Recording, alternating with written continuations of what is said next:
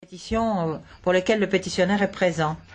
Donc la première entrant dans cette catégorie est la pétition numéro 15, la 1696 de 2008. Et je passerai la parole à l'auteur Jacqueline de Croÿ. D'abord, je vous remercie de nous avoir accueillis. Je vous parle d'un problème qui prend des proportions gigantesques en Europe et dans le monde, de la production de photos de crimes réels qui impliquent principalement des enfants. Les statistiques françaises démontrent qu'il y a environ 3% de la population touchée, ce qui fait que dans un pays comme la Belgique, un nombre de 300 000 personnes et environ 22 millions au niveau de l'Europe.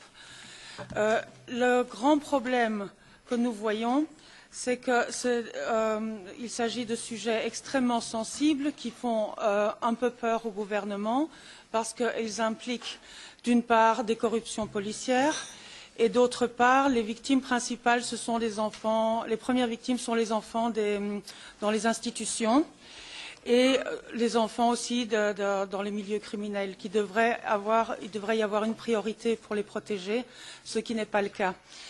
Et on constate que ces affaires sont classées véritablement secret d'État dans des dossiers séparés. J'ai moi-même eu un dossier où je suis arrivée à la police. La police ne pouvait pas accéder à ma propre plainte, tout ça en disant que ça avait été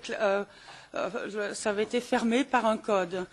Et ma plainte, le code était pour les affaires, il m'a dit, susceptibles de faire basculer l'État.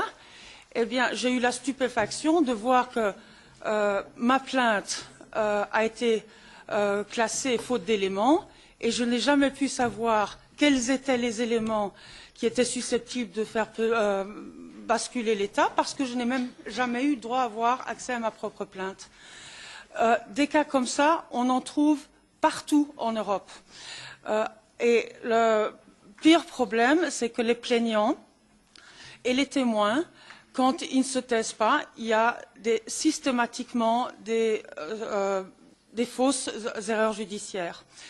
On voit des gens qui sont envoyés en prison alors qu'il y a des preuves médicales qu'ils sont incapables de commettre les crimes auxquels ils ont été condamnés.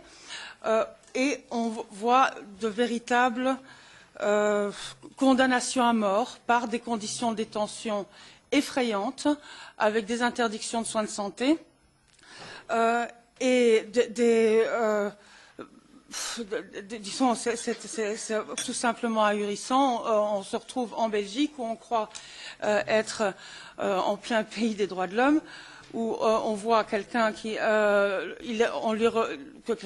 rentre en prison avec un cancer de 3 ans, qui se retrouve même au bout de 2 ans, sans protocole de soins à son cancer. On ne sait pas comment qu'il survit, avec des choses. Il s'est retrouvé 591 heures menotté.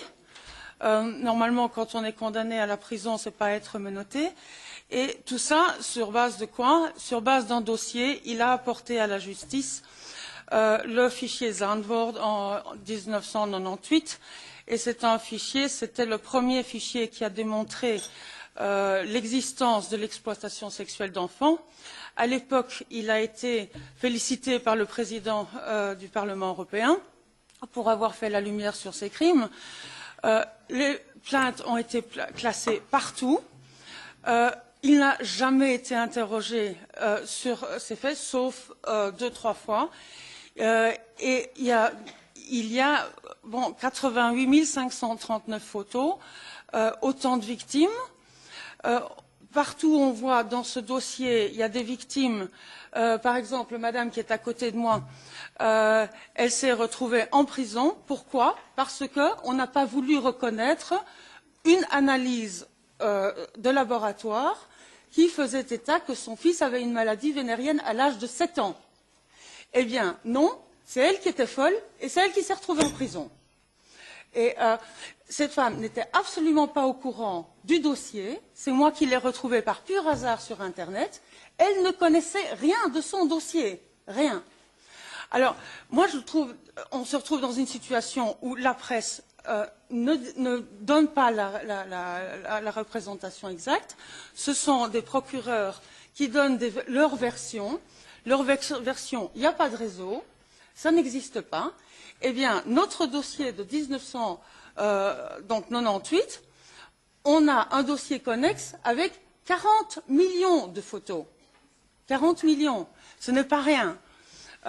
Et la problématique ne pourra que continuer à s'aggraver tant que les pays peuvent violer toutes les lois nationales et internationales, parce que c'est vraiment le cas. Par exemple, on a un de nos collègues qui est en prison. Il y a la preuve par le Conseil supérieur de la justice que 7 CD-ROM de son dossier ont été volés. Enfin non, disparus. Et bon, moi je crois qu'un CD-ROM peut disparaître dans une poche, mais il ne peut pas se volatiliser d'un dossier. Cet homme est condamné alors qu'on a reconnu qu'il était jugé sur base d'un dossier incomplet. Et on le voit sans arrêt, partout, des histoires de ce genre. Et comme la diffusion de l'information ne se fait pas par les médias, on le voit tout le temps sur Internet, on reconnaît tout de suite les vraies histoires, on sait qu'il y a des histoires montées, ça c'est clair, mais quand il y a des histoires dramatiques comme ça, et quand il y a un nombre d'enfants qui est impliqué de cette manière, on arrive, si on fait 3% de la population mondiale, on a 180 millions de personnes. Et c'est toutes des personnes qu'il faut quand même bien se mettre en tête. Les enfants qui ont vécu des choses pareilles, c'est des personnes qui sont traumatisées à vie. Il faut savoir aussi une autre chose, c'est qu'en matière pour pouvoir qu'un enfant puisse évoluer, il a besoin de justice. On sait, toutes les statistiques démontrent que 100% des tueurs en série sont des gens qui ont été gravement abusés durant leur enfance et qui n'ont jamais obtenu de justice. On entend de plus en plus parler de meurtres en série, mais personne finalement ne va chercher le dossier. On les dit ce sont des monstres et on découvre petit à petit derrière le dos que c'est des enfants qui ont été prostitués, que c'est des enfants qui ont subi des abus épouvantables, mais on ne met pas en cause la justice qui n'est jamais intervenue pour sauver ces enfants. On voit constamment, oui, on parle du monstre. Mais le monstre, c'est quoi? C'est la justice. C'est la justice qui n'a pas voulu regarder ses enfants. Nous, quand on dénonce nos problèmes à la justice, on ne nous répond pas. Ou quand on nous répond, c'est pour nous traiter comme des chiens. On est traité, mais comme une seconde race, quoi. Mais moi, qui ne suis quand même pas... Enfin, normalement, c'est la première... Ça m'était jamais arrivé avant de ma vie. On vous parle... Par exemple, quand on parle d'un prisonnier, on lui dit « Mais est-ce que vous trouvez normal de réveiller un cardiaque tous les quarts d'heure ?» Et on me répond « Mais non, madame, on ne va pas le réveiller tous les quarts d'heure, on va juste voir s'il n'est pas mort. » C'est ce qu'on nous répond. Et ça, à chaque fois, quand les gens sont particulièrement maltraités, on les voit toujours alliés à ces dossiers que l'État n'aime pas. Les États, parce qu'on a des cas en France, au Portugal, en Suisse, en Hollande, et la Belgique, elle est pas mal, non plus. On remarque aussi que les pays où les magistrats, quand ils ont plusieurs jugements qui passent en cassation, eh bien, ils ont une sanction automatique. Nous, en Belgique, il n'y a pas de sanction automatique. Le résultat, c'est que les magistrats font ce qu'ils veulent. Et après ça, de temps en temps, on vous dit « Ah, erreur judiciaire, c'est l'État qui paye, le magistrat ne paye pas ». Ils s'en fichent complètement. Ils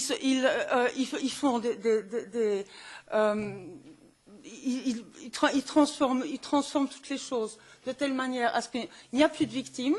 Mais quand il n'y a plus de victimes, il n'y a pas non plus de pédocriminels. Donc le résultat, c'est qu'il y a des gens qui restent impunis. Donc nous, en réalité, nous ne critiquons pas les lois qui sont pour la protection de l'enfance, parce que ces lois sont bien faites. Mais elles sont bien faites si elles sont appliquées. Mais si on se retrouve avec des lois qui ne sont pas obligatoirement appliquées parce que les choses vont dans un secret d'État,